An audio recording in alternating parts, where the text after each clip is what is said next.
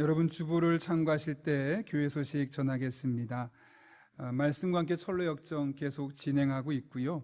특별히 이번 주 토요일에는 여호수아로 넘어가게 됩니다. 그래서 홈페이지 꼭 들어가셔서 여호수아 개론 영상을 먼저 보시고 나서 또 우리 함께 말씀 계속 읽어나가면 좋겠습니다.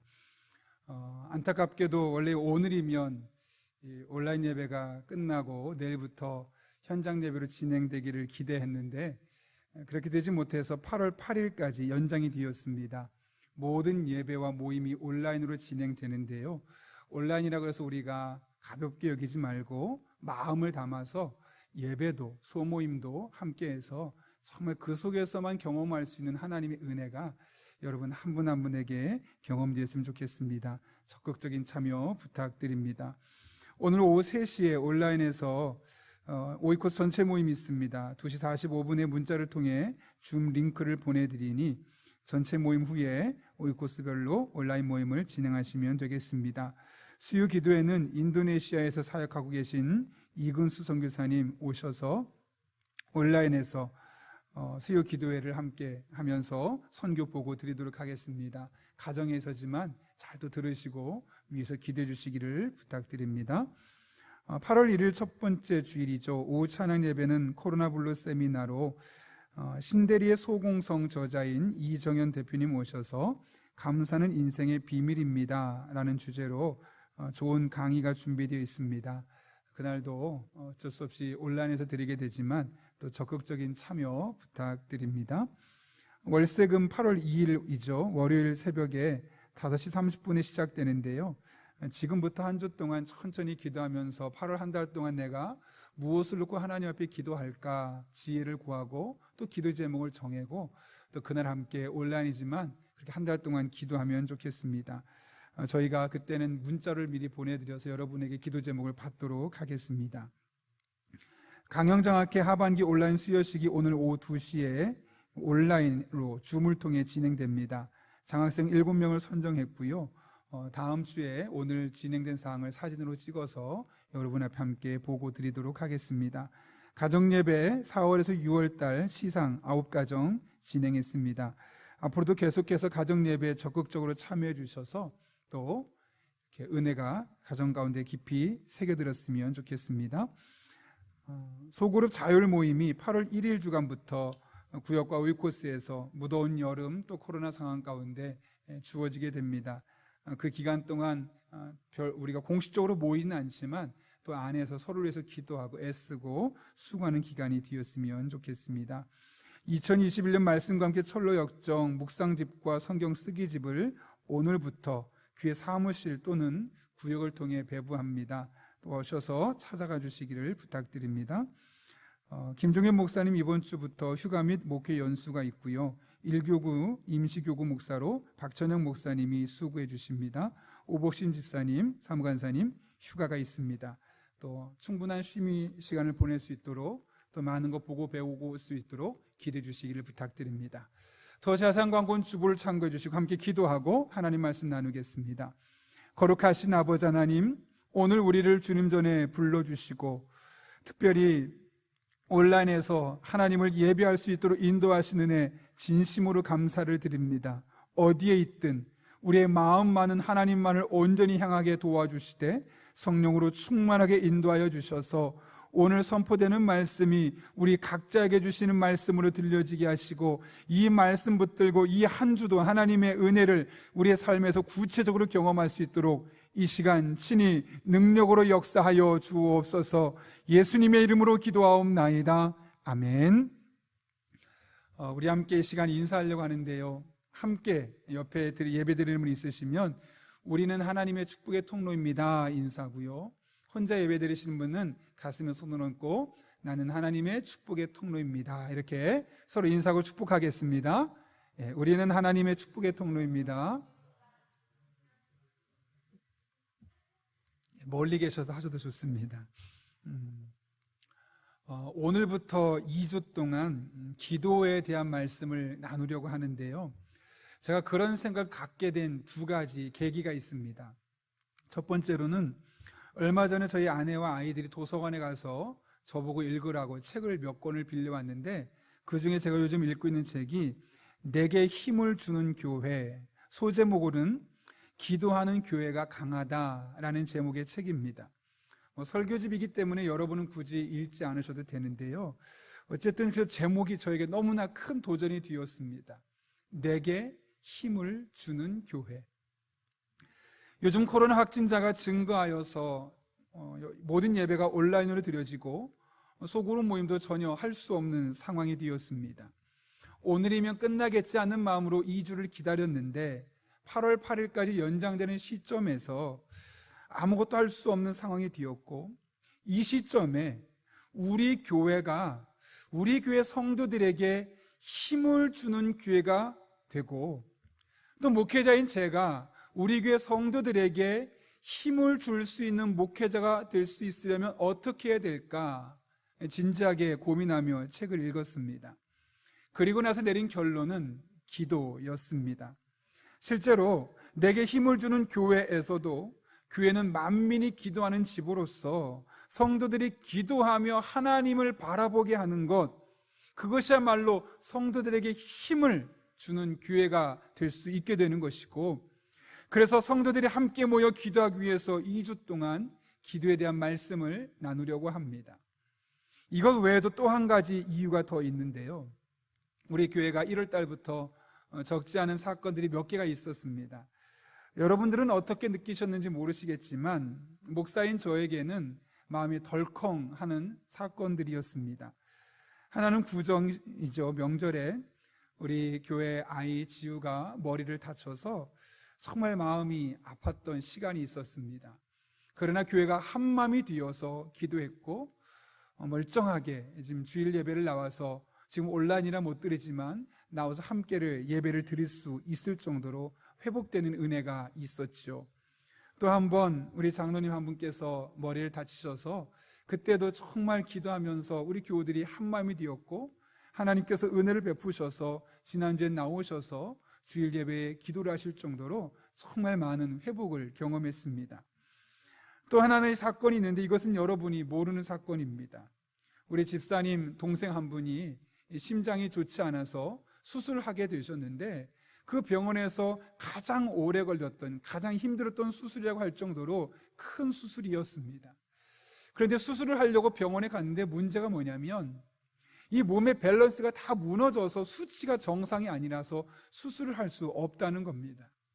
뿐만 아니라 교회를 다니지 않는 분이셨는데 화장실에 가면 병원 화장실에 귀신이 보이고, 병실에 누워있으면 위에 귀신이 보이고, 그래서 무서워서 앉아있으면 또 옆에 귀신이 보이고, 영적으로도 또 신체적으로도 너무나 힘든 시간, 당장 수술 시간은 정해져 있고 날짜는 정해져 있는데 병원에 입원해서 수술을 할 수 없는 상황에 처하게 되었던 겁니다.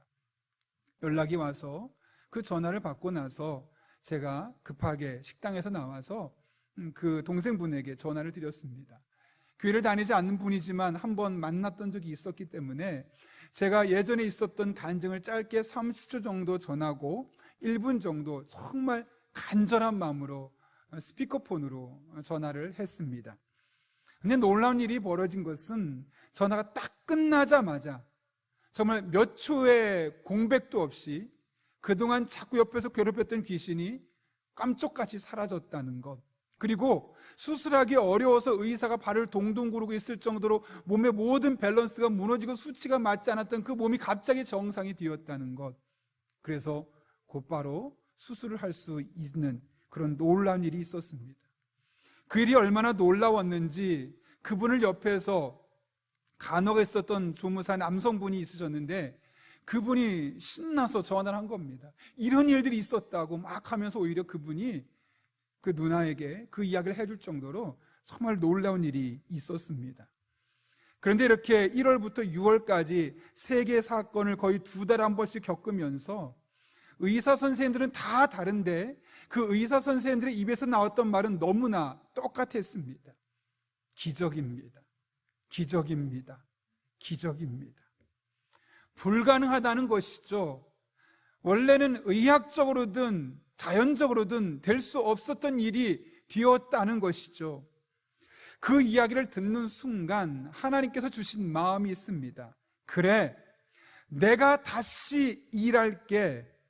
내가 다시 용인영락교회를 통해 일할게 하는 마음을 주시는 겁니다.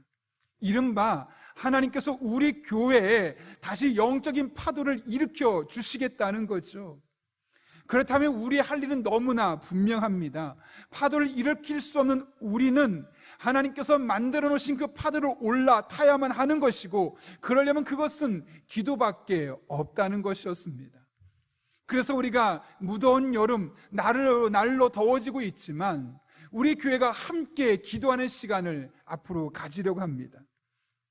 그래서 우리 각자의 삶에도 하나님께서 지금 일으켜 놓으셨던 그 영적인 파도를 타는 과정을 통해서 개개인의 삶에 하나님을 만난 은혜 고백이 넘쳐나고, 각자의 가정 속에 또 우리 교회, 우리가 함께 기도하는 제목들 가운데 하나님의 은혜, 하나님의 응답이 경험되는 그런 놀라운 삶이 우리의 삶의 일부가 될 수 있기를 예수님의 이름으로 축원합니다.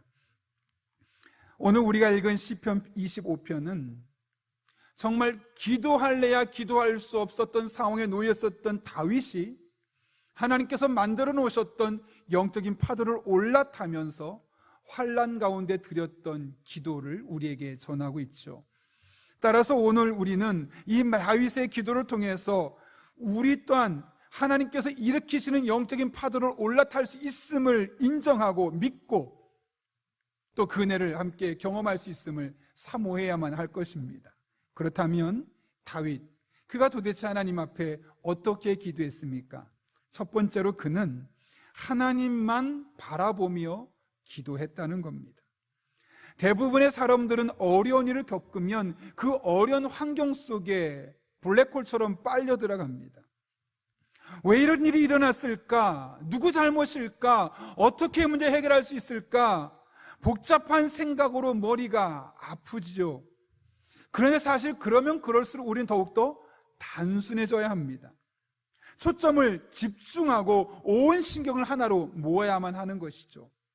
마치 돋보기로 빛을 모으듯이 우리의 온 신경을 하나님께로만 집중해야만 하는 겁니다. 여러분, 오늘 다윗을 보십시오. 그가 어떻게 하고 있습니까? 오늘 본문에서 다윗이 보여줬던 몇 가지 비슷한 행동들을 성경은 이렇게 증언하고 있습니다. 1절 말씀인데요, 여호와여 나의 영혼이 주를 우러러보나이다. 다윗이 고백입니다. 여기 우러러본다는 말은 애써라는 단어인데 들어 올린다. 근데 이것이 문법적으로 미완료형입니다. 이 말은 뭐냐면 계속해서 내가 주님을 바라봅니다. 끊임없이 주님만 바라보겠습니다. 이런 그의 믿음의 고백이 담겨있는 표현이죠. 2절에서는 이렇게 말합니다. 나의 하나님이여 내가 주께 의지하여 싸우니 나를 부끄럽지 않게 하시고 나의 원수들이 나를 이겨 개가를 부르지 못하게 하소서. 여기 의지하다, 바타흐라는 말인데 믿다, 신뢰한다. 나는 주님만 지금 믿습니다. 이 어려운 상황 속에서 주님만 바라보고 주님만 의지합니다. 이렇게 믿음으로 고백하고 있는 것이죠.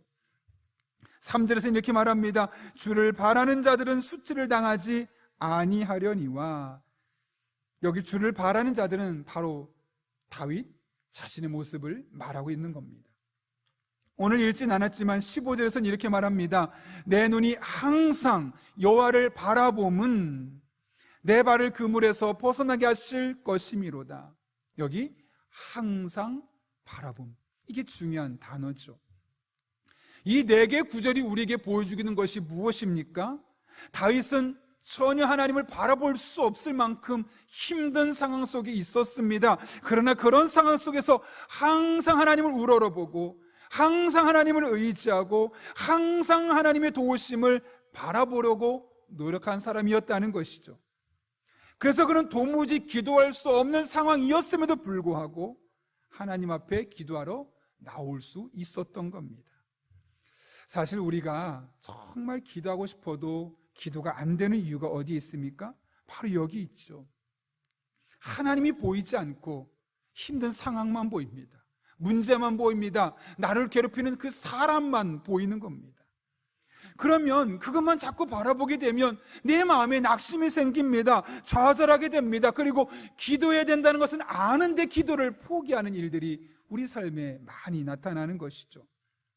그럴 때일수록, 다시 말하면 우리의 문제가 크면 클수록, 우리의 문제가 해결되지 않는 문제가 오래되면 오래되었을수록 더욱더 하나님을 바라보고 더욱더 하나님을 의지할 수 있는 우리의 자세가 되어야 하는 것이죠. 그럴 때 우리 마음에 소망이 생깁니다. 그럴 때 우리는 그 마음을 품고 하나님 계신 자리로 나가서 기도를 할 수 있게 되는 것이죠. 시편 121편은 이스라엘 백성들이 성전에 올라갈 때마다 드렸던 신앙 고백적인 찬송입니다. 그들이 지금 어떻게 고백하고 있습니까? 내가 산을 향하여 눈을 들리라. 나의 도움이 어디서 올까? 도움의 손길이 필요하다는 것이죠. 그런데 주변을 둘러봐도 도움이 될 만한 사람이 별로 없는 겁니다. 그래서 산을 향하여 눈을 들었습니다. 그런데 그 산에 누가 있습니까? 오늘 2절 말씀 보면 이렇게 말합니다. 나의 도움은 천지를 지으신 여호와에게서로다. 저 산을 만드신 하나님, 천지를 만드신 하나님, 그래 그분이 있지. 아무도 나를 도와줄 수 없어도 그분만은 나를 도와주실 수 있으시고 그분에게 나아가면 그분은 나를 도와주시는 분이시지. 그런 믿음의 고백을 그가 알게 되었고 깨닫게 되었다는 것이죠. 어떻게 이 사실을 그가 붙들고 하나님께 나갈 수 있었을까요? 3절부터 8절에서 말씀하시는 하나님이 어떤 분인지를 그가 알았기 때문이죠. 세 번역인데요, 우리가 한번 이건 같이 한번 천천히 읽어봤으면 좋겠습니다. 3절부터 8절까지 말씀 같이 한번 읽겠습니다. 주님께서는 내가 헛발을 디디지 않게 지켜주신다. 너를 지키시느라 졸지도 않으신다. 이스라엘을 지키시는 분은 졸지도 않으시고 주무시지도 않으신다. 주님은 너를 지키시는 분, 주님은 내 오른쪽에 서서 너를 보호하는 그늘이 되어주시니 낮의 햇빛도 너를 해치지 못하며 밤의 달빛도 너를 해치지 못할 것이다. 주님께서 너를 모든 재난에서 지켜주시며 내 생명을 지켜주실 것이다. 주님께서는 내가 나갈 때나 들어올 때나 이제부터 영원까지 지켜주실 것이다. 아멘. 이런 믿음이 있었기에 이 믿음으로 하나님을 바라볼 수 있었고, 그래서 그는 절망적인 상황 속에서도 하나님을 붙들고 하나님 앞에 나갈 수 있었던 겁니다. 우리가 주님을 바라볼 때 소망을 갖게 되는 겁니다. 그럴 때 기도할 힘을 우리 마음에 얻게 되는 것이죠. 여러분 혹시 베드로의 사건 기억합니까? 예수님께서 새벽녘에 무리를 걸어서 오셨을 때 가장 먼저 베드로가 예수님을 발견하고 주님인 줄 알고 뛰어갔습니다. 놀라운 것은 사람인데 물 위를 걸어갔다는 것이죠. 근데 문득 생각이 났습니다. 아, 내가 지금 물 위에 있었지, 배 타고 있었지 하고 물을 바라보는 순간, 그 풍랑을 바라보는 순간 그가 물에 빠지게 되었다고 성경은 우리에게 묘사하고 있습니다.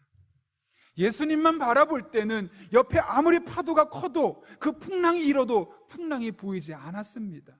그래서 예수님을 향해 걸어가면서 물 위를 걷는 기적까지 보여줄 수 있었지요. 그러나 반대로 예수님을 바라보던 시선을, 환경을 바라보고 자신을 괴롭혔던 풍랑을 바라보자마자 그는 풍랑에 빨려 들어갈 수밖에 없었던 겁니다.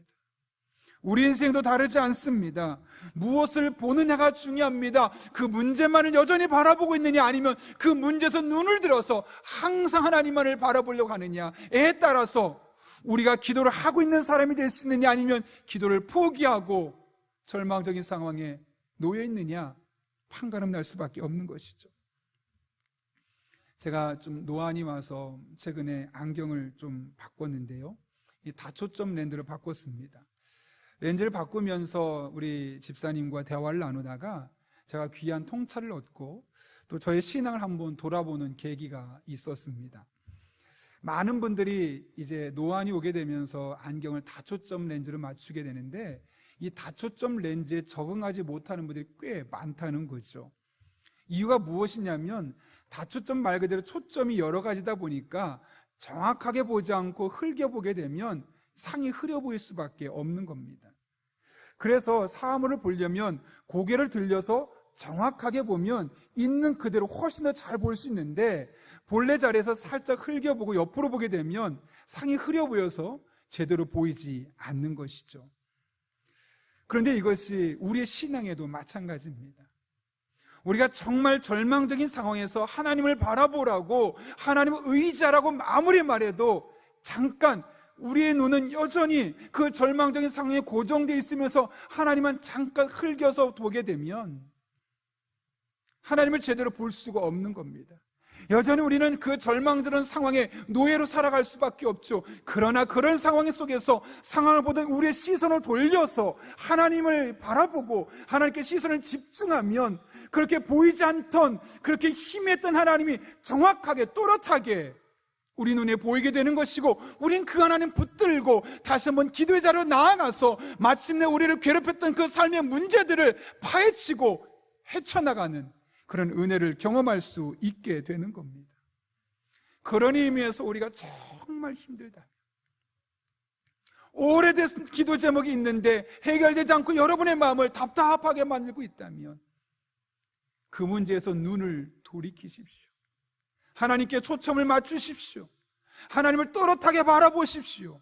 그러면 기도의 자리로 나와 있는 여러분의 모습을 발견하게 될 것입니다. 그리고 그렇게 기도하게 만드셨던 하나님께서 여러분의 기도를 통해 일하고 계신 것을 발견하게 될 것입니다. 그렇게 하나님 바라보고 하나님 앞에 기도하는 삶을 통해 여러분 한 분 한 분의 기도 제목이 응답되어지고 여러분의 삶의 새로운 영적인 파도가 나타나는 그런 복된 한 주간 될 수 있기를 예수님의 이름으로 축원합니다.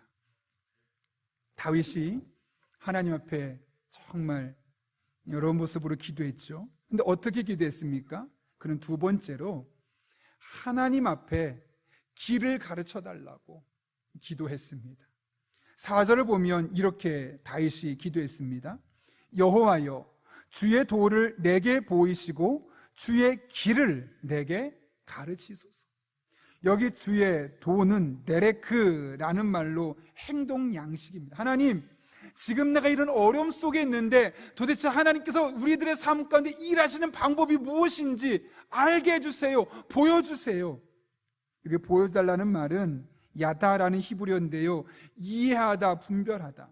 하나님, 지금 제가 왜 이런 어려움을 겪고 있는지, 왜 이런 어려움을 겪어야만 하는지 분별할 수 없습니다. 이해할 수 없습니다. 그 하나님의 행동 양식, 하나님의 뜻, 하나님이 일하시는 방법 이해하고 깨닫고 분별할 수 있도록 저에게 도와주세요. 가르쳐주세요. 라고 지금 기도하고 있는 것이죠. 5절에서는 이렇게 기도합니다. 주의 진리로 나를 지도하고 교훈하소서. 여기 지도하다, 교훈하다 사실 같은 말이죠. 근데 뭐 어떤 단어를 썼냐면 다라크, 인도해 주십시오. 나를 이끌어 주십시오. 이런 말입니다. 여기 원래 다라크라는 단어는 우리 엄마가 아이들, 정말 갓난아이가 이제 돌들이 되어질 쯤에 이제 걸음마를 연습할 때, 자 이리 와봐 하고 손을 잡으면서 당기지 않습니까? 그렇게 이끌어내고 그렇게 인도하지 않습니까? 그렇게 하나님께 부탁하고 있는 겁니다. 하나님, 주님의 진리로 이 고난 속에서 나를 인도해내시고 나를 이끌어내 주십시오. 그래서 마치 엄마가 어린아이의 걸음마를 인도해 주듯이 나의 삶을 그렇게 인도해 주시고 앞으로 내가 어떻게 해야 될지 가르쳐 주세요 라는 내용이 바로 5절의 다윗의 기도라는 것이죠. 오늘 우리는 이 다윗의 기도를 깊이 생각해 봐야 합니다. 다윗이 지금 어떻게 기도하고 있습니까? 하나님, 저 지금 너무 어려워요. 이 상황 바꿔주세요. 이 상황 해결해 주세요. 혹은 이렇게 해주세요. 저렇게 해주세요 라고 기도하고 있지 않습니다. 곤란한 문제가 있는데 이 곤란한 문제 풀어주세요라고 말하지도 않습니다. 오히려 하나님께 하나님의 길을 가르쳐 달라고, 이 같은 고통의 이면에 담겨있는 하나님의 선한 뜻을 알게 해달라고, 그리고 이곳에서 벗어날 수 있도록 하나님께서 길을 인도해 달라고, 지혜를 달라고 도리어 기도하고 있음을 보게 되는 겁니다. 사실 다윗 정도면 자신의 힘으로 또 왕이라는 지위를 이용해서 얼마든지 다양한 방법으로 이런 어려움들을 이겨낼 수 있었을 겁니다. 그러나 다윗의 관심은 그냥 내가 처해 있는 이 어려움에서 벗어나는 것, 문제 해결이 목적이 아니었던 겁니다. 하나님의 뜻, 하나님의 인도하심이었습니다. 하나님의 방법으로 지금 자신의 삶의 문제를 어떻게 바라보고 어떻게 해결할 수 있을까가 다윗이 가졌던 진지한 고민이었던 것이죠. 왜 그럴까요, 여러분? 만약 고난 당하는 것이 하나님의 뜻이라면 그 문제에서 벗어나는 것보다 여전히 고난 속에 있는 것이 그에게 더 유익하기 때문에 그렇습니다. 그래서 여러분, 다윗은 하나님의 뜻을 가르쳐 달라고 기도하는 겁니다. 이 문제를 해결해 달라고 기도하는 것이 아니라 이 속에 담겨있는 하나님의 뜻을 깨닫게 해주시고 그것을 깨닫고 난 이후에 하나님께서 나의 삶을 선한 길로 이끌어 달라고 하나님의 지혜를 달라고 기도하고 있는 것이죠. 이를 통해 우리는 우리가 어떻게 기도해야 될지를 분명히 배울 수 있죠. 우리 또한 다윗처럼 기도해야 되겠습니다. 이 고난의 때 왜 다른 사람은 겪지 않는 고난이 나에게만 있어야 하는지, 왜 다른 사람은 모든 일들이 순조롭게 풀려가는데 왜 나는 이런 어려움과 이것을 기도 제목으로 삼고 하나님 앞에 나와야만 하는지, 그런 고민이 있을 때 하나님께 묻는 겁니다. 하나님, 왜 저의 삶에 이런 어려움이 있어야만 하는 걸까요? 왜 저의 삶에 이런 어려움이 또 반복돼서 나타나는 것일까요? 하나님께 묻는 겁니다. 그리고 하나님, 어떻게 해야 할까요? 이 문제 해결하기 위해서, 이 문제가 나에게 유익이 되기 위해서 내가 어떻게 될까요? 하나님께 지혜를 구하고 하나님의 인도하심을 구하는 것이 바로 우리의 삶, 우리의 기도 제목이 되어야 함을 분명히 말씀하고 있는 것이죠. 그런 맥락에서 사도 야고보의 권면을 우리가 새겨들을 필요가 있습니다. 그가 야고보서 1장 5절에서 이렇게 말합니다. 너희 중에 누구든지 지혜가 부족하거든 모든 사람에게 후히 주시고 꾸짖지 아니하신 하나님께 구하라. 그리하면 주시리라. 누구든지 지금 처해 있는 삶의 문제를 해결할 수 있는 지혜가 부족하거든, 누구든지 기도하려고 하는데 기도가 되지 않아서 마음이 답답해서 그 문제를 풀어가고자 하는 지혜가 부족하거든, 누구든지 지혜가 부족하면 문제를 바라보거나 답답한 현실 속에서 절망할 것이 아니라 하나님께 구하라고 말씀합니다. 그러면 하나님께서 반드시 주실 것임을 말씀하고 있는 것이죠. 그래서 우리는 하나님의 지혜, 하나님의 인도하심 구해야만 하는 겁니다. 세계를 감동시킨 CEO 리더십이라는 책이 있는데요, 여러분 은행에 가면 ATM기라고 있죠. 현금 출납기인데요, ATM 기계를 생산하는 FKM이라는 회사의 심재수 사장님의 이야기가 소개되어 있는데요, 그는 어릴 때 교회를 다니기는 했지만 신실하지 않은, 어쩔 수 없이 다니는 썬데이 크리스천이었습니다. 그는 그 당시에 현금 인출기 관리 회사에 다니고 있었는데 상공부 장관상과 장영실 기술상을 받을 정도로 말 그대로 잘 나가는 탑급에 속한 엔지니어였죠. 그가 워낙 잘 나가고 실력이 있다 보니까 회사에서도 그에게 한 부서를 창설하게 만들고, 그것이 이제 일본에 있는 후지츠 이 그룹과 제휴를 맺고 약 3,000대를 업체에 제공하는 일을 하게 되었습니다. 근데 그 다음에 곧바로 IMF가 찾아오게 되었고, 결과 회사는 부도가 날 수밖에 없었고, 그 한 부서를 책임졌던 그는 회사를 살리기 위해서 지불을 담보로 대출을 받았지만 결국 집도 경매로 넘어갈 수밖에 없었습니다. 회사뿐만 아니라 집까지 위기에 놓여 있는데 아무리 생각해도 이것을 해결할 수 있는 방법이 없는 겁니다. 그래서 그는 용하다는 점집들을 찾아다니기 시작합니다. 그런데 그들에게 아무리 이야기를 들어도 상황이 나아지지 않는 거죠. 뾰족한 방법이 없는 겁니다. 그런데 어느 날 갑자기 아내가 말합니다. 여보, 우리 새벽 기도 해야겠어요. 하나님의 도우심이 필요해요. 우리 이대로 망할 수는 없잖아요. 그 말이 그럴듯하게 들렸지만 자신은 늦게 퇴근하고 기도할 수 없고 더군다나 믿음도 아직 약하고 일도 꼬여서 너무나 복잡한 시점에서 나는 할 수 없으니 당신이라도 새벽 기도 하시오 해서 아내만 새벽 기도를 하고 본인은 그냥 일상과 똑같이 출퇴근하면서 일을 하게 되었습니다. 그래서 아내만 새벽 기도를 하는데 2주일쯤 되었을 때 문득 마음속에 하나님께서 이렇게 말씀하시는 것 같습니다. 야, 네가 나가라. 니네 회사 문제잖아. 네가 나가. 그런 마음을 주시는 겁니다.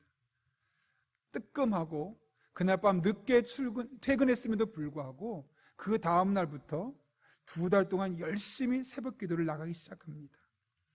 처음엔 갔는데 뭐라고 기도될지 모르겠고 하나님께 대한 원망밖에 안 나왔다고 합니다. 하나님, 왜 날 이렇게 힘들게 만드는 겁니까? 아니 정말 계시면 어떻게 대답 좀 해보세요.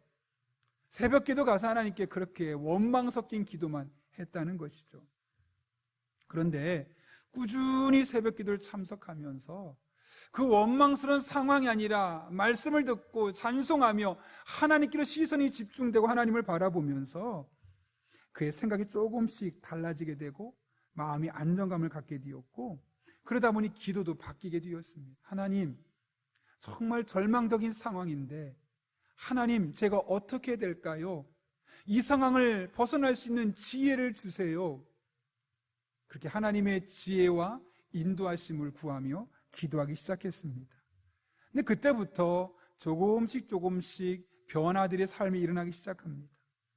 그동안 절대 풀리지 않았던 문제가 풀리기 시작하고, 이거는 불가능해 라고 생각했던 일들도 하나씩 진척이 되어가기 시작하면서 회사가 제자리를 다시 잡아가기 시작하는 겁니다. 그리고 기도하면서 주시는 마음이 비록 모기업이 부도났지만 우리가 그동안 판매했던 ATM 기계들에 대해서는 우리가 책임져야 되지 않을까, 그런 마음을 하나님이 주시는 거죠. 그래서 자사 직원들을 독려해서 우리 유지 보수 서비스는 계속 하자. 그래서 끊임없이 그 일을 완전히 부도 나서 끝나기 전까지 그 일을 해나가기 시작하는 겁니다. 그런데 얼마 뒤에 후지츠에서 연락이 왔습니다. 우리가 그 회사에 투자를 하겠다.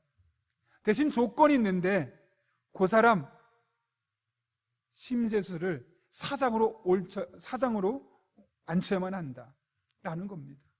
그 얘기를 듣고 마음이 불편합니다. 내가 한 부서를 책임지는 해봤지만 사장으로 일하기는 너무나 부족한데, 그런 마음이 들어서 잠깐만 시간이 달라고 요청을 하고 다시 하나님 앞에 나가서 이 문제를 놓고 하나님께 기도했습니다. 하나님, 어떻게 될까요?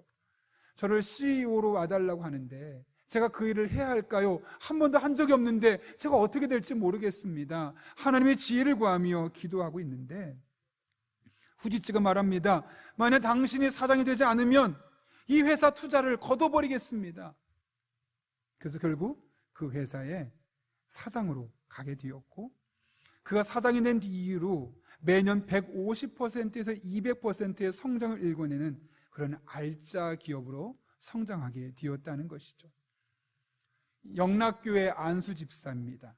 지금도 기도 노트를 가지고 새벽마다 새벽 기도를 거르지 않는 그 심세수 사장이 이런 말을 남겼습니다.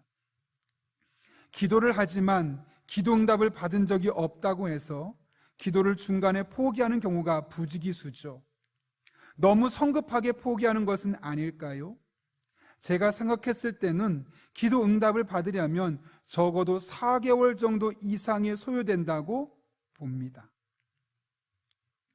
그가 날마다 새벽을 깨우며 기도하는 사람이 될 수 있었던 것, 그리고 이와 같은 고백을 할 수 있었던 것, 그것은 그가 회사가 부도난 뒤에 하나님의 지혜를 구하며 기도했을 때 하나님께서 그렇게 지혜를 구하는 기도에 어떻게 반응하고 어떻게 응답하셨는지를 그의 삶으로 경험해 봤기 때문입니다. 만약 그가 그때 기도하지 않았고 하나님의 지혜가 얼마나 놀라운지를 그가 만나지 못했다면 오늘날 날마다 새벽을 깨우는 심재수 안수 집사, 매년 150%에서 200%에 성장하는 기업의 사장 심재수, 아마 들어보지 못했을 겁니다. 그만큼 기도가 중요하다는 것이죠. 그냥 기도가 아니라 그 상황 속에, 절망적인 상황 속에 힘든 문제를 놓고 그 문제 해결만을 위해 기도하는 것이 아니라 하나님의 뜻을 분별하고 하나님의 지혜를 구하는 기도, 그 기도가 얼마나 중요한지를 우리가 새삼스럽게 깨닫게 되는 겁니다. 여러분이 여러분의 삶 가운데 어떤 기도 제목이 있습니까? 무엇이 여러분을 답답하게 만들고 여러분의 마음을 힘들게 옥조아매고 있습니까? 더 이상 고민하지 마십시오. 답답해하지 마십시오. 그 기도 제목을 하나님께 가져와서 하나님께 지혜를 구하십시오. 하나님, 저의 삶에 이런 기도 제목이 있어야만 하는 이유가 무엇입니까? 이 상황에서 내가 과연 어떻게 해야 됩니까? 하나님, 저에게 지혜를 주십시오. 하나님, 저에게 능력을 주십시오. 저에게를 선한 길로 인도해 주십시오. 그렇게 기도해 보십시오. 사실 우리가 살면서 이런 기도가 필요한 영역이 얼마나 많습니까? 자녀를 양육하면서 지혜가 필요하지 않습니까? 그럴 때 어떻게 해야 되겠습니까? 하나님, 이 아이를 어떻게 키워야 할지, 이 아이를 어떻게 신앙적으로 지도해야 할지 저에게 지혜를 주세요. 제 생각엔 이 아이가 훨씬 더 신앙생활을 잘할 수 있을 것처럼 보였는데 이만큼밖에 되지 않아서 이것이 저의 기도 제목인데 하나님, 저에게 지혜를 주셔서 이 상황을 잘 풀어갈 수 있도록 도와주세요. 그렇게 기도한다면 하나님께서 여러분의 기도에 응답해 주지 않으시겠습니까?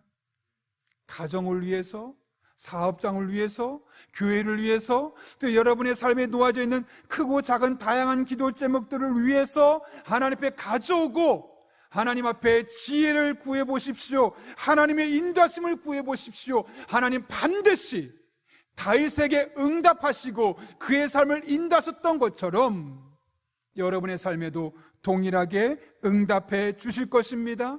여러분의 삶에 동일한 하나님의 은혜가 경험되는 것을 여러분의 삶을 통해 경험하게 될 것입니다. 모두 이 하나님의 은혜를 경험하는 주의 종들 될 수 있기를 예수님의 이름으로 축원합니다. 우리 함께 기도하겠습니다. 이 시간 기도할 때 우리가 오늘 기도 제목을 생각하며 두 가지를 놓고 1분 정도 기도하겠습니다. 하나님만 바라보겠습니다. 문제를 바라보지 않고 상황을 바라보지 않고 하나님만 바라보며 하나님만 의지하며 하나님 앞에 나아가겠습니다. 그렇게 하나님 앞에 기도하며 나아갑니다. 한 걸음 나아가서 이제는 우리의 그 문제 해결이 우리의 기도 제목이 아니라 그 문제가 왜 우리 삶 가운데 있게 되었는지를 묻고 이 문제를 어떻게 해결할 수 있을지 지혜를 구할 수 있게 해달라고. 그래서 우리의 삶 가운데 이 문제를 통해 역사하신 하나님의 은혜를 경험하고 우리의 삶 가운데 이 문제를 해결할 수 있는 하나님의 응답을 경험하고 간증하는 삶 될 수 있게 해달라고. 이와 같은 기도 제목 놓고 우리 개인을 위해서 또 우리의 기도가 필요한 사람들을 위해서 우리가 1분 정도입니다. 함께 간절한 마음으로 기도하겠습니다.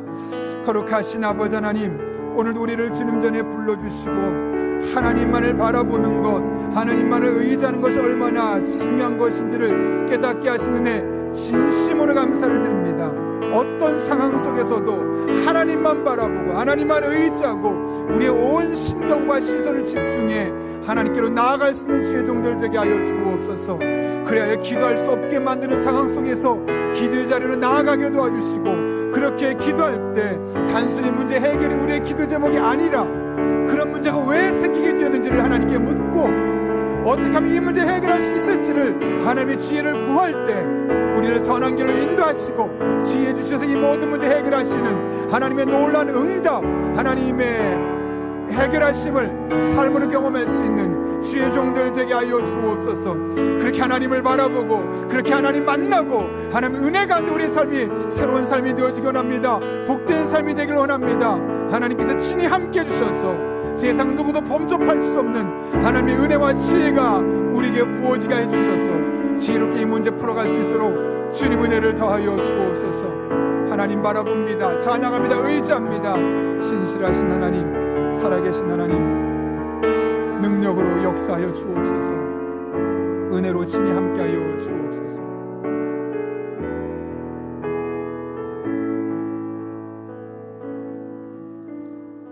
거룩하신 아버지 하나님, 오늘 다윗의 기도를 통하여 우리 삶 가운데 절망적인 상황이 있을 때 어떻게 해야 할지를 깨닫게 하시는 애 진심으로 감사를 드립니다.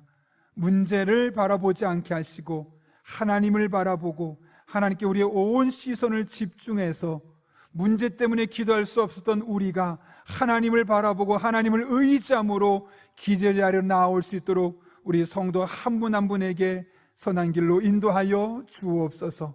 뿐만 아니라 우리가 기도할 때 단순히 문제를 해결하기 위한 기도가 아니라 나의 삶에 왜 이런 일들이 있었는지 하나님의 뜻을 구하는 기도하게 하시고, 어떻게 하면 이 상황에서 벗어날 수 있을지 하나님의 지혜와 인도를 구하는 기도가 되어질 때 세상의 지혜로도 해결할 수 없었던 일들이 하나님 부어주시는 지혜로 말미암아 해결할 수 있고, 또 새로운 응답과 새로운 간증이 우리 삶 가운데 경험될 수 있도록 순간순간 인도하여 주옵소서. 능력을 경험하는, 기도 응답을 경험하는 주의 종들의 삶 되게 하여 주옵소서. 예수님의 이름으로 기도하옵나이다. 아멘.